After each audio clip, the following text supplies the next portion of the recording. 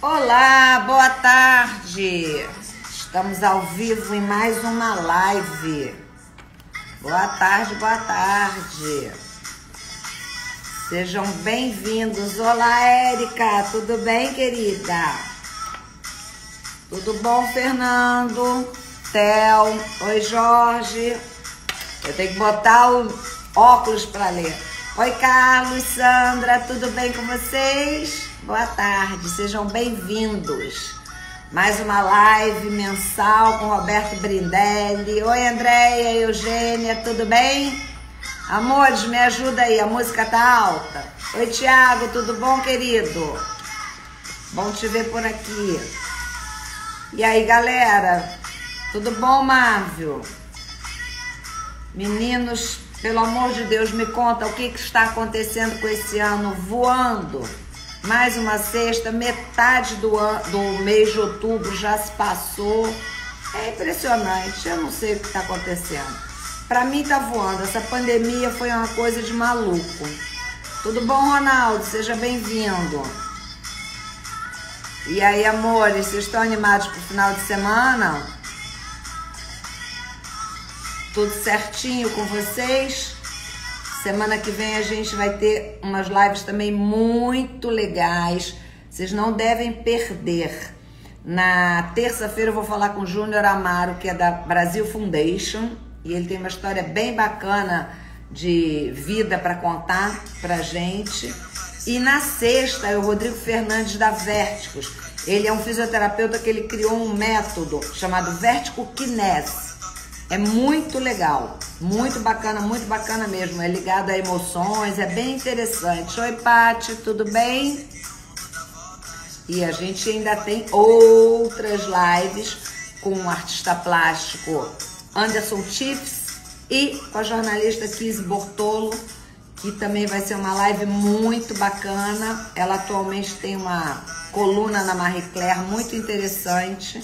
Eu tenho certeza que vai ser uma live que vai render muito assunto, vai ser bem bacana. Que bom, Érica, que você está animada para assistir. Gosto muito de te ver por aqui, né? A música tá boa, né, gente?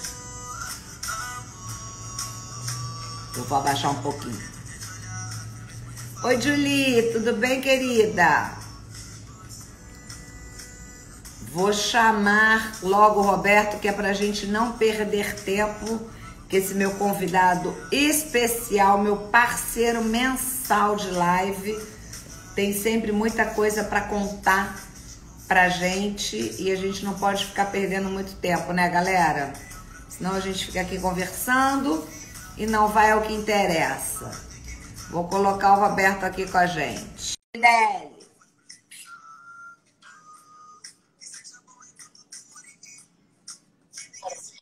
Eba! E tudo bem? Eita, mas tá todo chique, de cabelo encolado, tá uma beleza. Acabei de tomar banho e tá um caos.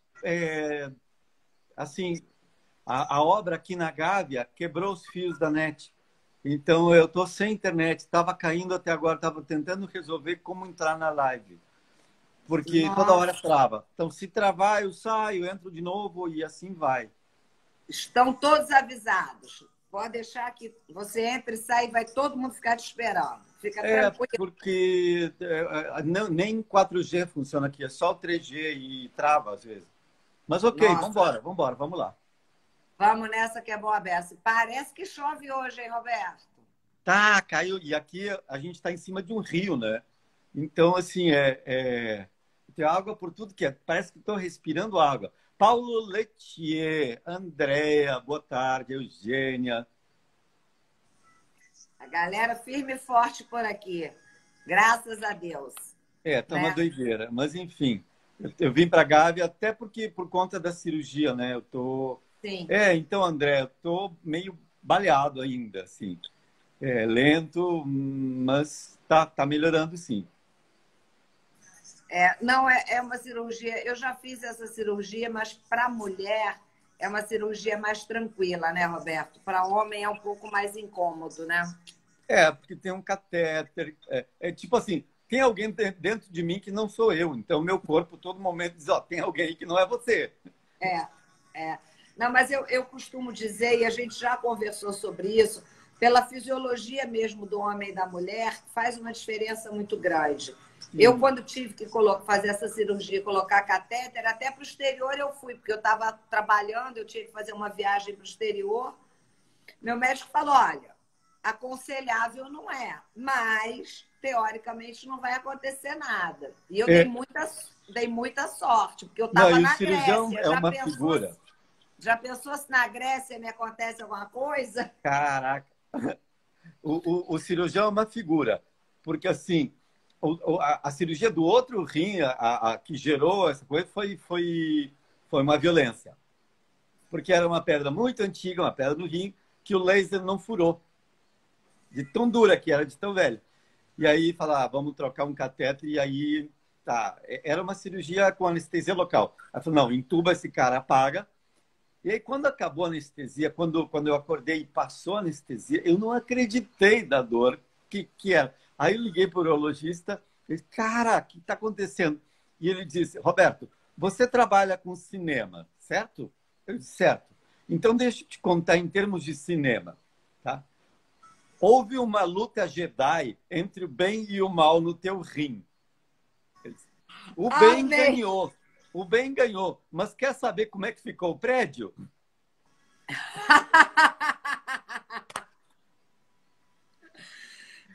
Doeu Jesus! dias. Cheguei a tomar morfina, porque não aguentava. Assim, era... Mas ok, essa aqui está sendo mais tranquila. Mas vamos lá.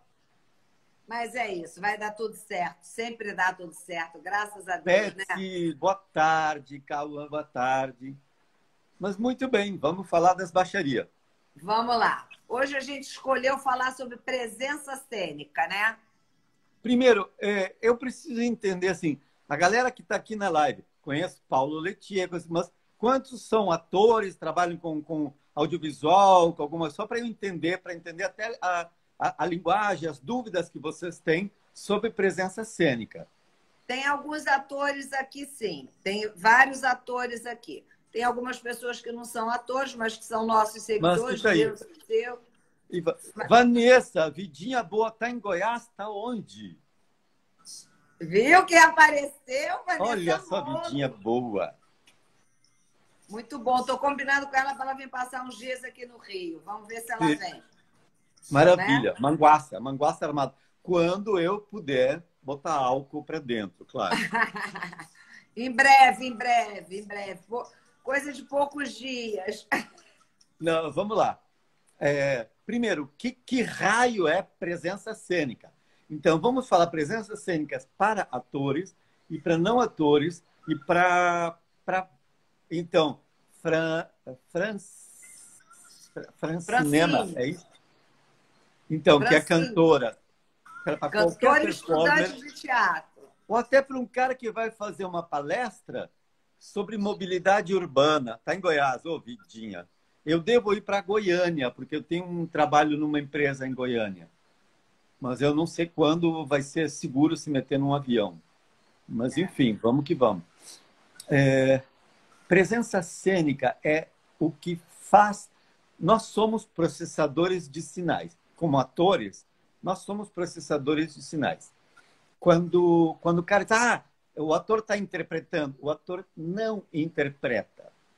Quem interpreta é o espectador.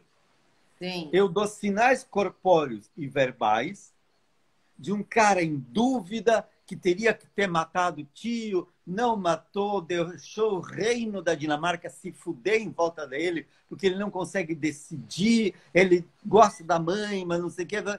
Aí o espectador vai pegar todos esses sinais, vai interpretar e vai dizer, Hamlet, sim, ser ou não ser, morro, não morro. Essa é a dúvida do Hamlet, que é uma metáfora do intelectual. Penso, penso, penso e não faço nada, e o mundo se fode na minha volta e não faço nada.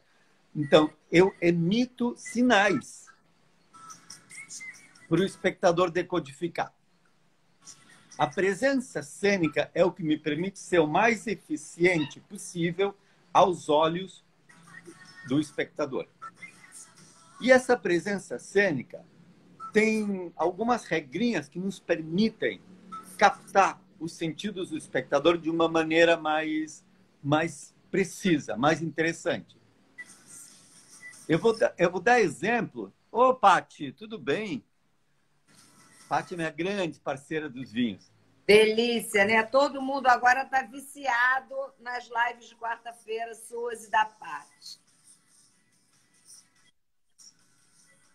Na live de vinho, vamos embora. Então, uma coisa que eu queria...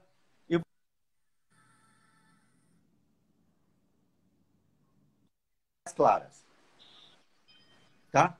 Por exemplo, se eu vou vender uma conexão, um parafuso, uma conexão para alguém, e eu tenho essa conexão A para a obra, e eu tenho essa conexão B para a obra, com qual das duas você se sente mais seguro colocando? Ah, essa aqui não vai me dar problema. A A ou a B?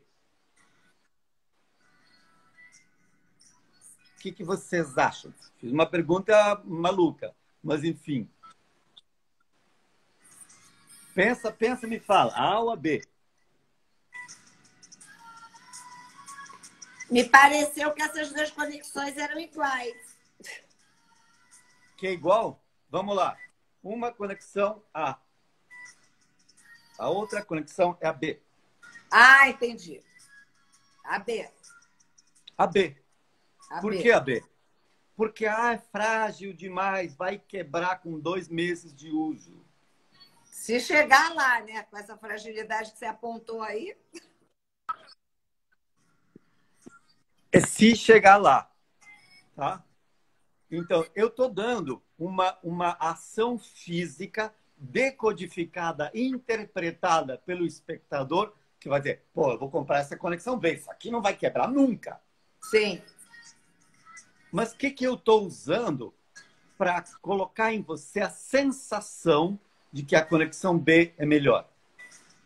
Eu estou usando princípios da presença Cênica.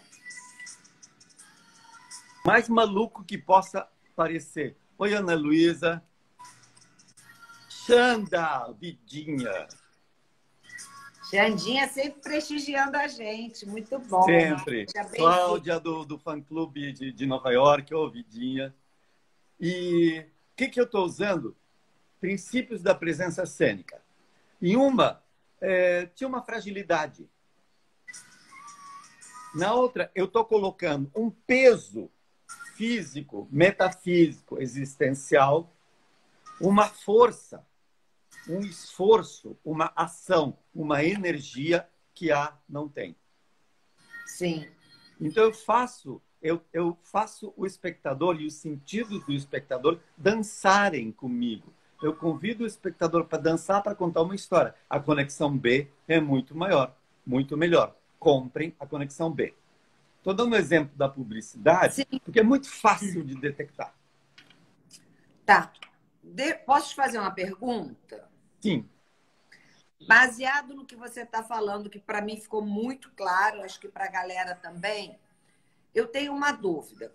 Eu estou no teatro como espectadora, tem 8, 10 atores no palco. Sim. 8, 10 bons atores no palco, em cena.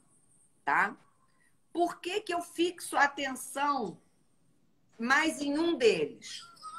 Às vezes em um, em dois. Sim. Ou seja, quem fez os seus sentidos dançarem melhor. E não é porque é bonito, porque é feio, porque assim, gente, olha só. Uma vez eu assisti uma palestra do Wim Wenders. Grande diretor de cinema, monstro. Um monstro. E ele dizia, ele falava do audiovisual, mas na verdade no teatro os princípios são os mesmos. Sim. Seja no cinema, na TV, no teatro. Ele diz, tudo no cinema vira paisagem em menos de 5 minutos. Ele diz, entra aquela atriz, é gata, é linda. É linda na primeira cena. Na segunda, é linda. Na terceira, é ela mesma. Você não vai assistir as 70 cenas do filme e dizer, ai, que linda. A primeira e a segunda cena. Depois virou paisagem. Aquele cenário é maravilhoso nos 4 primeiros minutos da peça. Sim. Aquela luz incrível, aquele desenho, até na primeira e segunda cena. Mas depois, o que te mantém?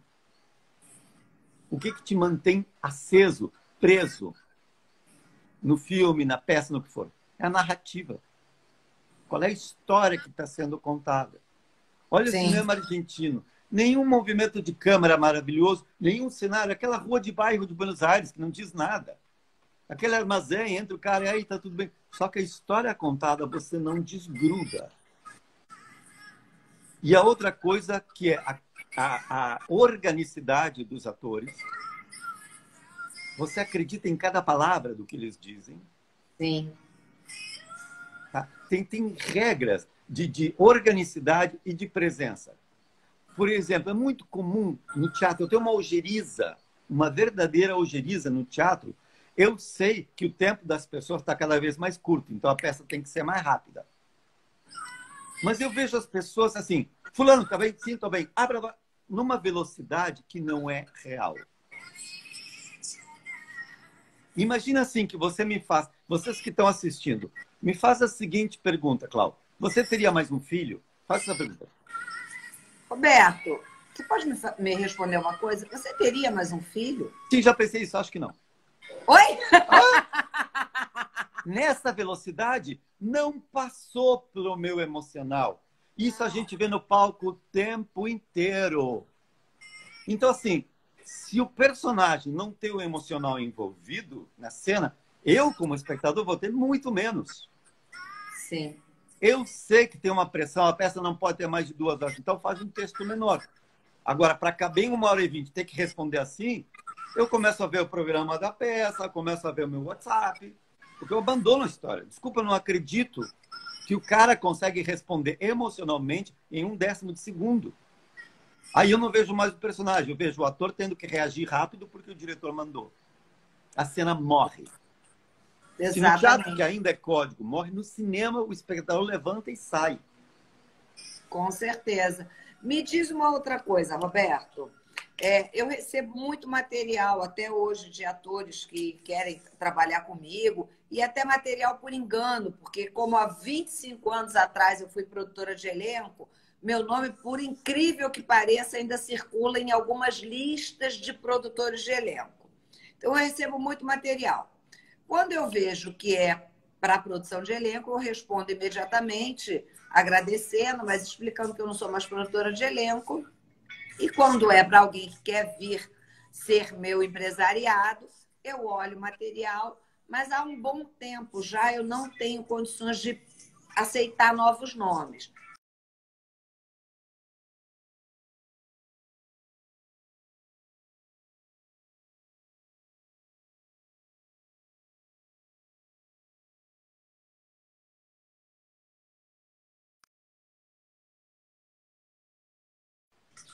Oi, voltou. Desculpa, é que entrou uma Agora ligação para mim, aí por isso que travou. Me desculpa. Ah, ok.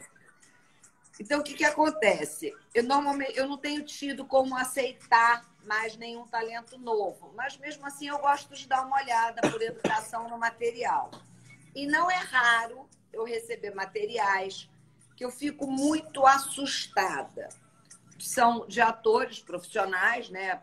Atores que têm DRT, portanto são atores profissionais.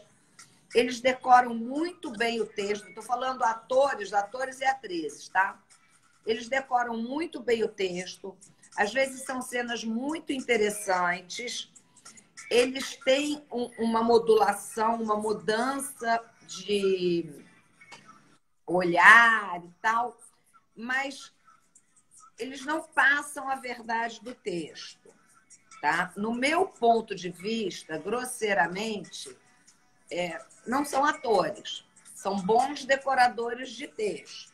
Sim. Né?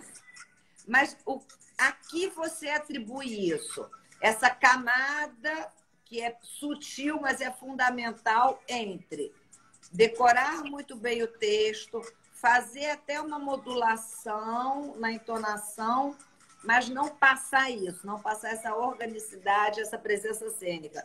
A que você atribui isso?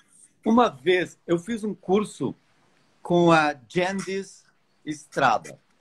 Tá? Jandis é cast director, é diretora, não é produtora de elenco, é diretora de elenco dos canais ABC, NBC Channel, ou seja, de Friends em diante, ela escalou 1/3 dos atores. Pensa a quantidade de ator pica que ela já escalou. E ela diz, quer simplificar o que um ator precisa pensar na cena? Em uma frase, what do I feel next?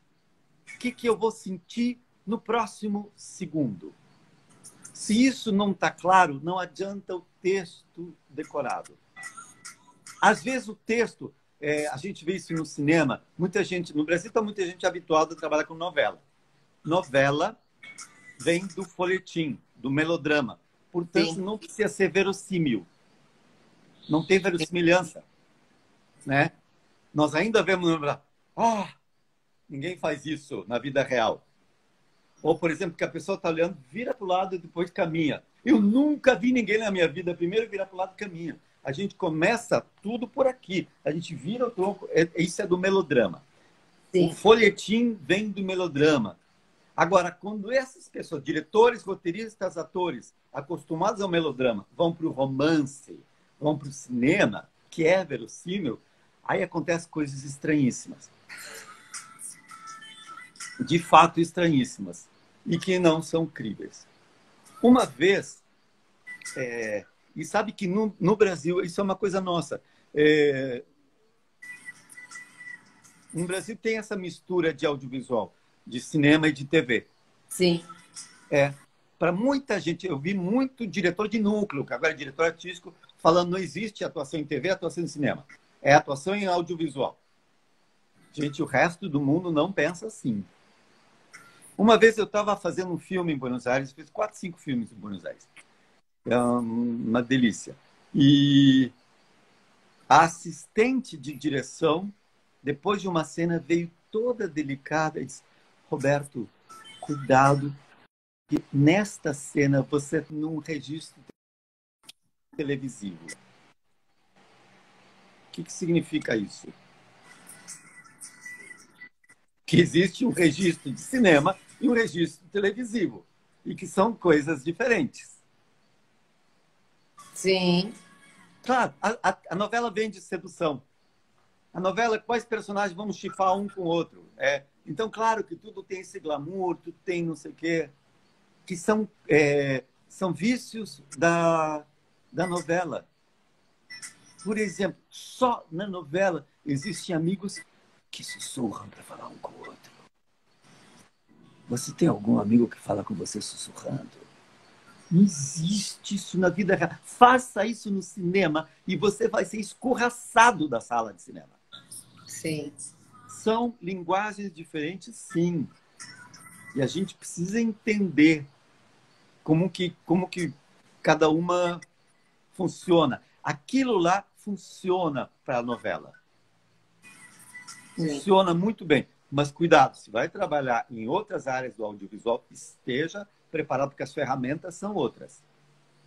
Exatamente. O Matheus está fazendo uma pergunta aqui para você. O interior e o físico precisam dialogar para transmitir uma verdade cênica? Caraca! Eu tenho 30 anos de carreira. Ao longo dos 30 anos de carreira, a resposta que eu fiz para essa pergunta, e eu me faço a pergunta todos os dias, foi tão diferente. Pois é, Paulo, eu odeio esses sussurros. Não existe, isso não é real. Assim como não é real na novela, uma cena de casal, a mulher brigou com o marido a noite inteira, aí a cena de manhã ela tá linda, gata, maquiada, depois de uma noite de DR. É porque a novela vem de sedução. Nenhuma atriz entra em cena sem passar por 1h30 de cabelo e maquiagem. Mas o personagem naquele momento não estaria penteada e maquiada. Então é falso. Novela tem essa falsidade. No cinema, não faça isso, porque o espectador vai embora. A não ser que seja uma comédia rasgada, que aí você leva ao exagero. Aí é outra coisa. Aí é outra coisa. Mas o cinema, o drama, é realidade acima de qualquer coisa. É. Então, assim, Matheus perguntou, durante muito tempo eu trabalhei com comédia dell'arte, que é uma fisicalidade, Sim. com mímica, que é uma fisicalidade, com dança, Sim. que é uma fisicalidade, com teatro físico, que é uma fisicalidade. E na Europa eu trabalhava muito, que eu trabalhei na Escandinávia, eu não sei falar nenhuma língua escandinava.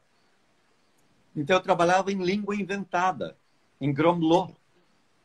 Gromlo que tivesse o ar de determinado personagem. Eu fazia um francês, por exemplo. Eu não falei uma única palavra em francês, mas você entendeu que é um francês que está falando.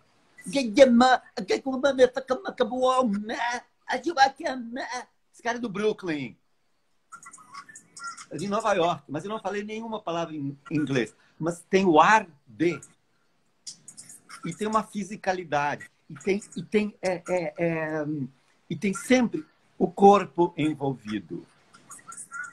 Sim. Sabe? Eu trabalhei com discípulos do Etienne Decroux que diziam assim: a emoção está na coluna do ator. O espectador não consegue compreender isso em palavras, mas ele sente isso. A nossa emotion, emotion, o que nos move.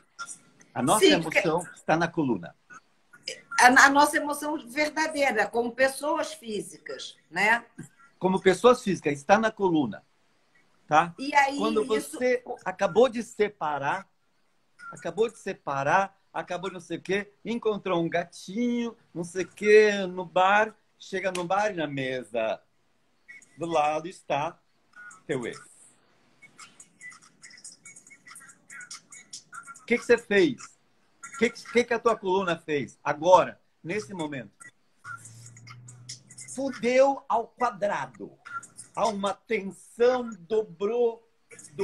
Você tem todo um comportamento, essa coluna. Tá? Muitas vezes a gente vê isso na novela. Ai, meu ex. Ai, e a coluna não aconteceu nada. Texto decorado, certinho. Gente, é impossível acreditar que esse cara está com problema porque viu ex. Se a emoção não está na coluna, não está na emoção do espectador. Isso é perfeito.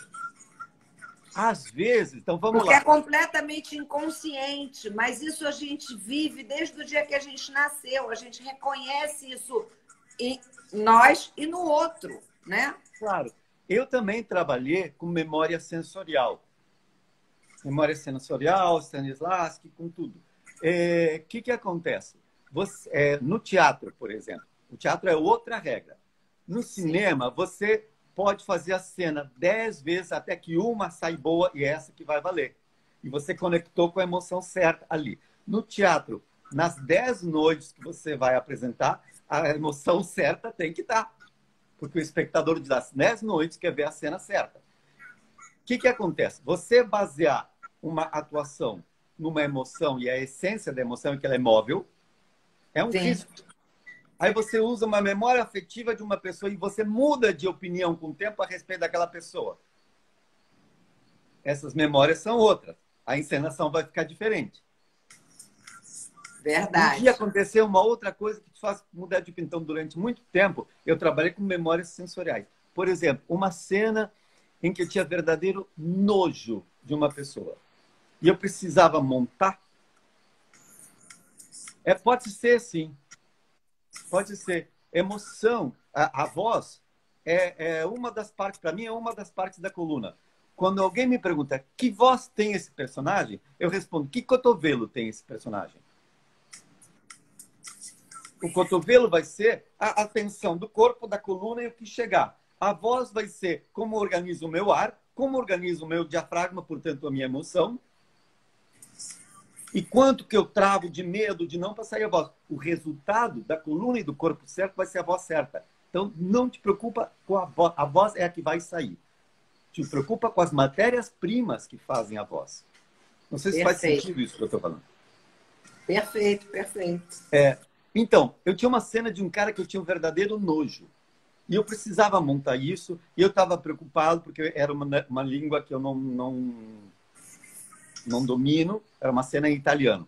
Falo italiano, mas não como falo espanhol, como falo português. Então, eu já estava nervoso e eu precisava estabelecer esse nojo. E aí um monstro, Eugênio Barba, ele diz, qual é a sensação que você tem, que você conhece de nojo? E vamos dar um nome a essa sensação. E a sensação era uma vez, de moleque, com a minha irmã, que ela passou geleia nas minhas costas. É horrível. E ficou tudo grudento. E eu contei isso para o Eugênio. E ele disse, vamos chamar essa sensação de geleia nas costas? Vamos. Você vai encontrar a pessoa. Eu posso mudar de opinião a respeito da pessoa que me passou geleia nas costas. Mas eu tenho muito clara a sensação e ela não muda. Então eu posso fixar a minha atuação numa sensação que eu conheço, que está codificadíssima. Perfeito. Então eu começo a encontrar a pessoa, eu vou mostrar na minha coluna. Ver se consegue, talvez mais longe.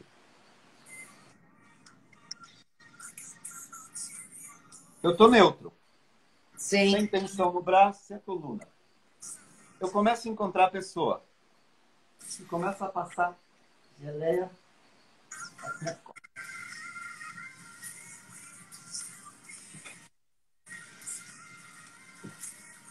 Sim.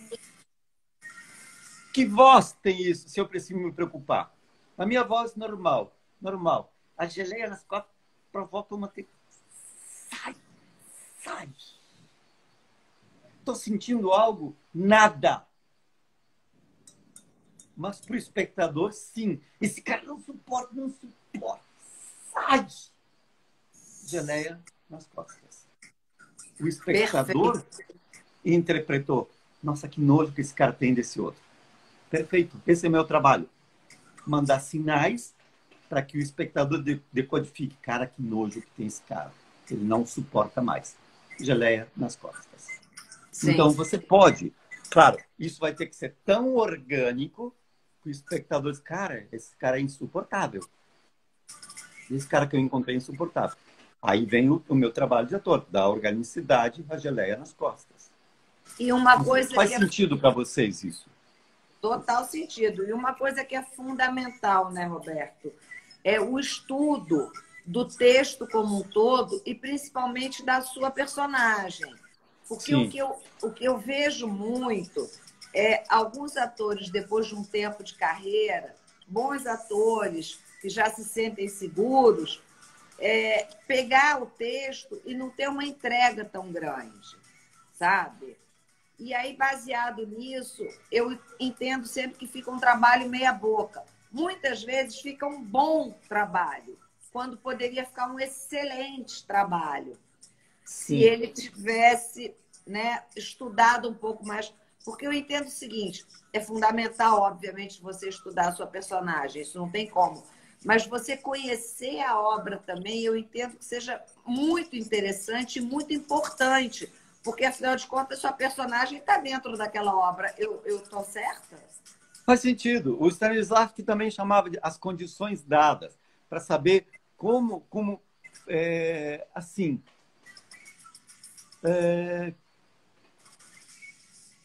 Quando eu tenho que montar um personagem, a primeira coisa que eu vejo é o que dói nele. E quando o autor construiu esse personagem, a linha de construção de um personagem é quem ele é, o que busca e o que atrapalha a busca dele. Pronto, é o conflito. A pior coisa do mundo é quando você tem que atuar e não tem um conflito definido. Sim. Me aconteceu isso numa novela. Os primeiros 42 capítulos não tinha conflito nenhum. Como é que você sustenta um personagem? Não sustenta. Não tem como, né? Não. Primeiro que na vida real não existe uma pessoa sem conflito. Por mais aparentemente tranquila que a sua vida seja, não existe uma pessoa sem conflito, né? E para a dramaturgia, o conflito é fundamental. Eu me lembro até hoje, quando o Marcos Caruso leu pela primeira vez o texto do Vou Deixar de Ser Feliz por Medo de Ficar Triste, e ele falou para mim e para o Yuri, ele falou, gente, é uma sucessão de esquetes, de bons esquetes de humor, mas não tem conflito. Não é possível que a vida de vocês, como casal, é uma sucessão de esquetes engraçados. Abandona o pudor. Conta a verdade. Se não quer contar a verdade, se não quer futucar a alma de vocês, é fantasia. Mas Bom, esse casal não pode ser uma sucessão de esquetes engraçados. Por mais que a vida de vocês aparentemente seja fácil. Isso não é verdade. Isso não é teatro. Porque não é verdade. Não tem conflito. Ninguém torce por ninguém, está tudo sempre super certo. Porque sempre assim, acontecem coisas engraçadas e tudo bem. vamos na essência do drama. Drama, em grego, é dúvida. Dramaton é ação, mas drama é dúvida. Vou para cá ou vou para lá? É uma dúvida. E dramático é, eu vou para cá querendo ir para lá. Pronto, já tem a cena pronta. Não precisa mais nada para o espectador, entendeu? É isso. Eu tenho que ir Casablanca. Eu te amo, mas eu preciso pegar esse avião. Pronto, não precisa explicar nada para ninguém. Já estabeleceu tudo o que precisa. Quando você não tem um conflito, cara, você é aleatório, você só está ornando a cena, porque não tem conflito, não tem o que fazer. Sim, é verdade. Tem questões também da atuação, mas também tem questões do roteiro e da técnica de gravação. Como é que a novela grava? A novela grava 2 câmeras, porque é tudo closezinho, tá? Então grava um lado, o outro lado. Então grava ele aqui, ela aqui. E o switcher, que muda de uma câmera para outra. É lindo, porque aí fica lindo um, fica linda a outra, fica lindo um, fica linda a outra. Você já presenciou alguma DR em que um espera o outro parar de falar para comer? Não existe isso. Então, eu, ao que menos, não uma tenho DR com 2 educação câmeras? para Ela é isso. falsa sempre. Sempre. Uma vez, num filme argentino, eu sempre estou falando do roteiro argentino, porque é incrível a diferença brutal que a gente tem com a escrita desses caras. Era uma cena de um casal, tipo assim, 20 anos casados. Ele já tem 40 e poucos anos. E o cara se apaixona por uma menina de 20 e poucos e larga a mulher. Já vimos isso em novelas. Já vimos. E aí, como é que é o texto? O cara dizendo, pois desculpa, eu me apaixonei e lamento, foram anos lindos, e explica tudo. Ela chora, uma lágrima, close para o próximo capítulo e assim vai. Qual é o homem, depois de 20 anos de casado, que no momento de merda desses consegue dizer tudo isso para a mulher com a pontuação certa, frase por frase, ou o cara é um cínico e ela da puta total. ouvindo. Cara, olha, e eu vi essa cena escrita num roteiro em Buenos Aires, uma roteirista mulher, que é mais interessante ainda. E a roteirista mulher vai escrever o que esse cara escroto tem que dizer para a mulher dele, que vai abandonar depois de 20 anos de casado. E no roteiro estava escrito assim, pasmem. Veio escrito assim, sabe todas aquelas coisas que você nunca vai conseguir dizer? Sim, esta é a sua oportunidade de não conseguir dizer. Vai para a cena. Gênia! Por quê? Porque essa é a verdade. Como é que você diz para tua mulher de 20 anos que tu vai abandonar por uma moleca? Oh, tu não consegue dizer 3 palavras seguidas, porque não tem moral, porque não tem estrutura psíquica. Então, No máximo, você vai dizer: que merda. Que merda. Desculpa. Ou, não sei. Pronto, é isso que você quer da cena? Não Sim. sei. Aí você se apaixona pela dor desse personagem. Claro. Você não consegue dizer nada. Então, respeita essa humanidade. Se você perde essa humanidade do personagem, tem texto decorado e mais nada. Porque se o texto real, né, se na vida real acontecesse como esse primeiro texto que você falou, todo descritivo de tudo, no mínimo esse cara era um cara que essa mulher já não queria estar casada há muito tempo, porque é um verdadeiro canalha que tem a pachorra e a calma, a placidez de dar um E no texto caso não desse é. num momento tão dramático. É impossível. Tem que É. ser assim, a pessoa mais gélida do mundo, não é nem Teria fria, que ser gélida. um escroto total. E no caso não é. Por que não é? Por que não interessa contar a vida de um escroto no cinema? Porque esse chapéu não me serve. Eu não sou esse escroto. Então essa história me diz. Agora, quando um cara normal, que amava a mulher, deu esse curto-circuito e se apaixonou por essa... Porra, isso pode acontecer comigo. Opa, essa história me diz respeito. Por isso é que a gente precisa de personagens viáveis, factíveis, porque me mobilizam. Sim. Essa é a essência. Aí eu me identifico. Não sei se faz sentido isso para vocês. E a gente tem que jogar esse jogo de personagens factíveis e respeitar essas emoções e esses tempos humanos. Total sentido. Eu quero fazer uma outra pergunta que o Matheus fez, depois eu quero te fazer uma pergunta. O Matheus pergunta o seguinte: você precisa de umas horas ou uns minutos para ser o personagem antes da cena? Tá, eu não sou o personagem. Então eu não preciso nem um segundo, porque eu não sou o personagem. Quando eu vou fazer o Pepe, eu me divirto e eu observo, por exemplo, quando eu faço Pepe de Um Contra Todos, eu fazia. Eu dizia, às vezes eu me pego dizendo, cara, a alegria que esse filho da puta tem. E eu sou melancólico, Roberto. A alegria que o Pepe tem. Eu não sei se um dia eu conseguiria fazer isso. Então, eu não sou o Pepe. Tá? É claro que eu preparo o gestual, aqueço a voz, aqueço o corpo. A minha ferramenta é de trabalho, entendeu? Certo.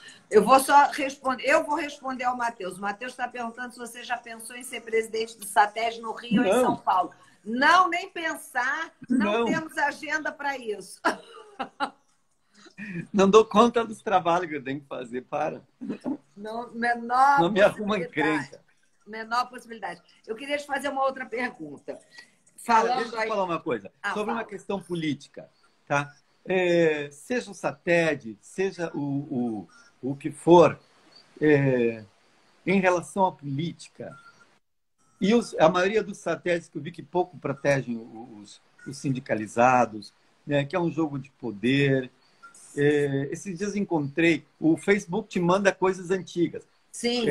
Da tua página. Quando vem uma eleição, né, eu, várias eleições atrás, escrevi uma coisa e o Facebook me lembrou. Mas eu continuo pensando a mesma coisa. Você realmente quer que um deputado trabalhe para você? Indexe seu salário ao dele.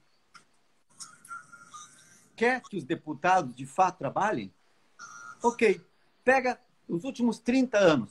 Vê quantas vezes o salário de um professor tem um deputado. Nos anos 90, era 8 vezes. Hoje é 35 vezes o salário de um professor. Então, façam uma greve geral até indexar. Olha, um deputado pode ganhar 4 vezes o professor? Sim. A cada nova eleição, os deputados aumentam o próprio salário, vai aumentar o salário do professor. É a única maneira que um deputado vai olhar para você. Foi, destravou. Destravou. Então, a minha política é essa. Você quer que um desses desgraçados vá para você? Indexe seu salário ao dele. É a única maneira. É uma loucura, não é fácil não. Agora vou à minha pergunta. Falando sobre presença cênica e tudo ainda. por que, Roberto, que a câmera gosta tanto de alguns atores? Né? Há quem diga que isso é...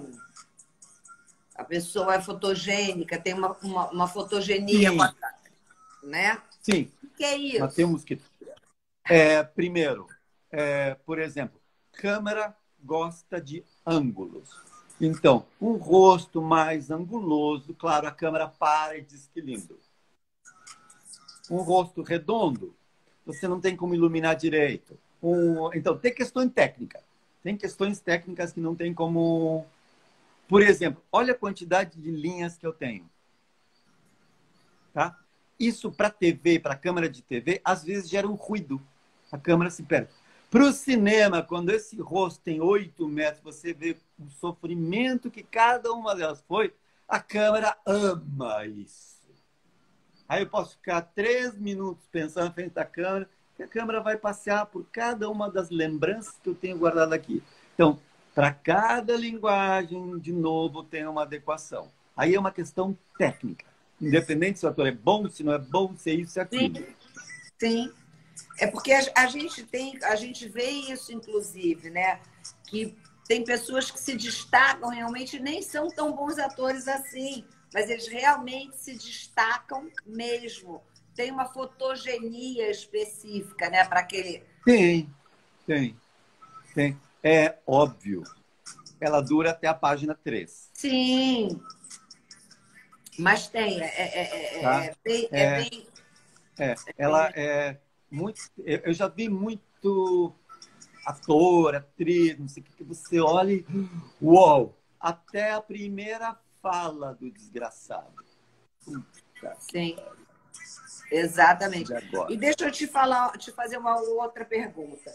O que um ator pode fazer para obter, para desenvolver, para conseguir realmente essa tão sonhada presença cênica? Tá.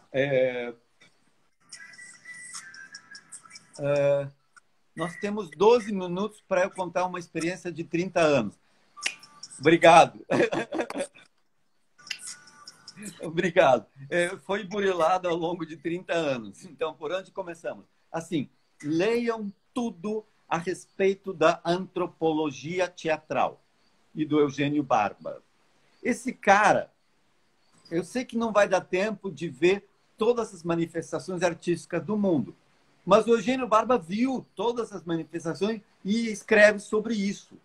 Então, ele diz, ele olhou todas as manifestações de dança corpórea, de teatro balinês, do kabuki, do teatro no, de tudo, e observou que tem vários princípios em comum. Então, a presença cênica ao longo, seja na dança, observem, por exemplo, como em todas as danças, na mímica, no teatro clássico, sempre se usa o corpo de uma maneira não cotidiana. O que significa uma maneira não cotidiana? Para criar tensões diferentes, tensões aumentam a presença cênica. O uso não cotidiano... Opa, como assim? Dentro do que é paisagem, algo não é paisagem, você é o foco.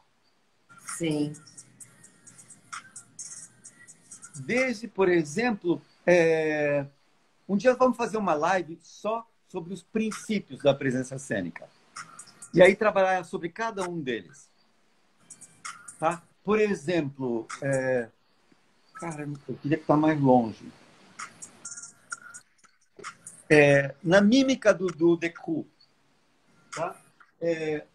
O gestor de vou te entregar uma flor. Sim. Tá?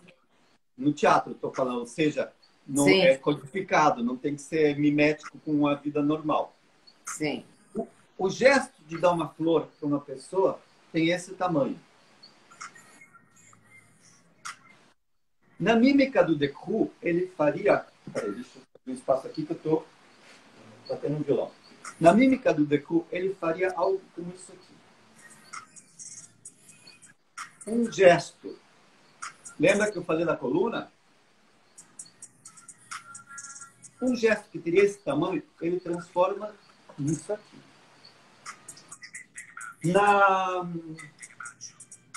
Na Ópera de Pequim, mais absurdo ainda, a Ópera de Pequim tem aqueles personagens enormes, ele usaria velocidades e tensões. Ela está aqui.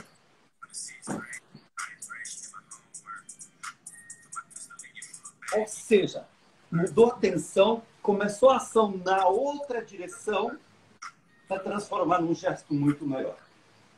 Tem vários princípios que regem a presença cênica. Na dança, por exemplo, por que caceta as bailarinas ficam em ponta de pé? Todas as danças modificam o equilíbrio e a divisão do corpo. Sim. Todas. Na dança clássica, ponta de pé porque altera teu equilíbrio. E aí gera outras coisas. Na dança, no Kathakali, na dança indiana Kathakali, você abre não vão poder ver aqui, abre as pernas e usa só o lado de fora do pé. Então você está numa posição absolutamente desequilibrada para gerar outras tensões. Cada dança tem o seu princípio, mas eles são semelhantes em todo mundo.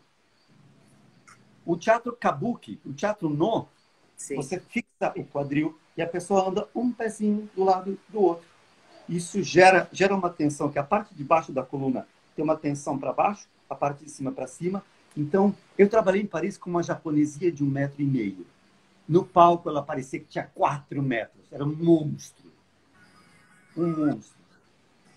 Uma das coisas que os japoneses fazem, eles dizem 30% da tua energia a favor do movimento, 70% contra o movimento. O que significa isso? De novo, a flor. Toda a minha energia vai para entregar a flor. Se eu coloco 70% contra,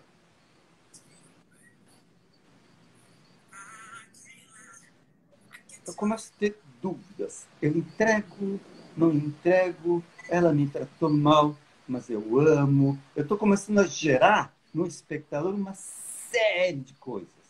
Sim. Ou às vezes altera meu equilíbrio. Eu entrego, mas não quero. Começa a gerar um desenho que o espectador decodifica. Opa, peraí, tem boi na linha. O que aconteceu? Você começa a dançar com os sentidos do espectador. Perfeito. Andréa refina o corpo para o essencial. Sim. Você vai...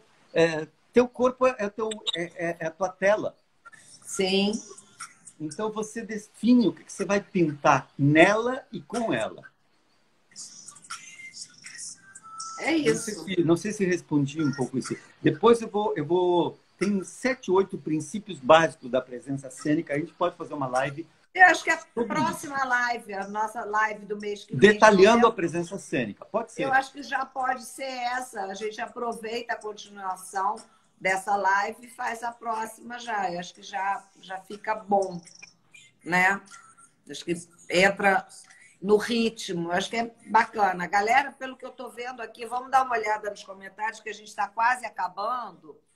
E eu queria ler um pouquinho aqui alguns comentários. Eu vou voltar um pouquinho, porque tem... Ó, Gabriel Rangel diz, na minha opinião, um dos melhores atores da atualidade. Maravilhoso, é isso mesmo. Gabriel, concordo com você.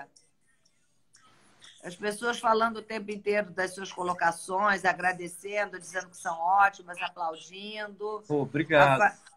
A Vanessa Andrade ficou feliz que você defendeu a classe dela dos professores. A galera falando aqui também sobre a hora que você falou das tuas linhas, dizendo que essas linhas são linhas de experiência e que é importante, mas que agora, devido ao Botox, tem muita gente que nem tem linha nenhuma mais e não tem mais expressão nenhuma. Mas isso é um problemaço, porque você não entrega para a câmera a sua expressão e a sua emoção. Eu posso te dizer uma coisa. Não é raro, muito pelo contrário, acontece com uma frequência absurda de toda vez que eu vou fechar uma contratação, ou até antes, quando a gente vai para a fase ainda de testes, o produtor de elenco ou o diretor me pergunta como, principalmente a atriz está, porque isso ainda é com frequência maior para as mulheres, mas tem muito homem fazendo também. Mas eles me perguntam muito como a atriz está, se tem feito procedimentos e me pedem encarecidamente que a partir daquele momento nenhum procedimento seja feito. Porque hoje a TV também está tendo um olhar diferenciado para esse tipo de coisa. A TV está buscando uma naturalidade maior também, porque realmente o excesso de procedimentos, eu acho que para o dia a dia o excesso de procedimentos já está ruim a beça. Tem muita gente bocuda e de cara lisa. Tá complicado, entendeu? Mas na vida pessoal... Não, e é um problemaço, porque assim, você tem uma pele de 25 anos no rosto e de 60 no braço. Não vai dialogar. Não, e tem uma coisa, Roberto, hoje a gente tem muitos procedimentos estéticos muito interessantes, realmente muito bacanas. A gente tem uma recuperação de textura de pele, de tudo isso, muito eficaz. Mas ainda assim, uma mulher na minha idade, 54 anos, nunca, por mais que eu me trate, me alimente bem, que eu me exercite, que eu faça suplementação, que eu use todos os cremes possíveis, nunca mais vai ter o vício dos 25 anos. Não existe essa possibilidade. Não tem como devolver isso. Eu posso não ficar com uma pele tão acabada quanto ficaria se não usasse cremes. Então, vamos de novo. Vamos de novo. Eu falei antes, no cinema a gente tem que ter personagens factíveis, possíveis, críveis. Eu estou falando do drama daquela mulher que vai fazer isso e que já está com 55 anos, aí entra ela em cena e ela tem uma pele de 25. Nas novelas a gente vê, por exemplo, aqueles meninos que trabalham na padaria de bairro, são gatinhos que vêm da malhação. E você vê, assim, você olha para eles atrás do balcão fazendo pão e vê que eles passam 6 cremes por dia. Esse cara não trabalha numa padaria de bairro, pelo amor de Deus. Ou então você fica rezando para que na sua padaria do bairro apareça um gatinho Apareça um daquele, desse, não rola. Cara, não é crível. A novela vende sedução. Então, ok, a menina é melodrama, a menina é gari, né? E aí descobre que ela é filha do chefe da cidade, como toda telenovela, sabe? Aí, só que desde gari você vê que a pele dela tá linda. Não é crível. Sim. Na telenovela você pode fazer isso, mas quando você leva isso para o cinema, meu Deus do céu, não é. É muito complicado, mas eu sinto que até as novelas não estão mais aceitando isso como era, sabe?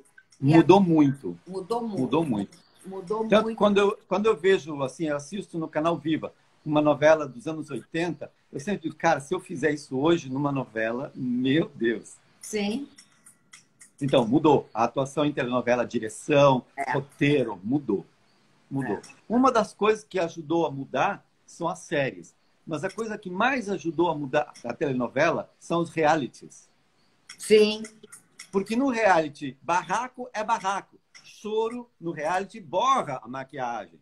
Então você vê na TV, pô, mas isso é verdade. Então o que eu assisto na novela não é verdade. Então a novela vai ter que se adaptar. Porque o BBB te mostrou a realidade na TV. Com certeza. Então agora que você comprou essa realidade, você quer essa realidade na telenovela. Senão você não acredita na telenovela. É verdade. Roberto, a gente tem 1 minuto. Eu preciso salvar essa live, porque se eu não salvo, o povo me mata. Já está combinado. A nossa próxima live, então, vai ser sobre os princípios da presença cênica. Acho que todo mundo vai adorar estar aqui de novo com a gente. Muito legal. Super agradecer a todo mundo. Gente, eu preciso explicar uma coisa rapidinho. Eu não dou conta de ler todos os comentários e nem de agradecer a presença, nome a nome, de todo mundo que entra depois que eu começo no bate-papo. Eu ainda vou aprender a fazer isso. Eu tenho 6... Mandem direct. A gente responde no tempo em que dá. Eu respondo tudo, sempre. Então, mandem, não tem problema.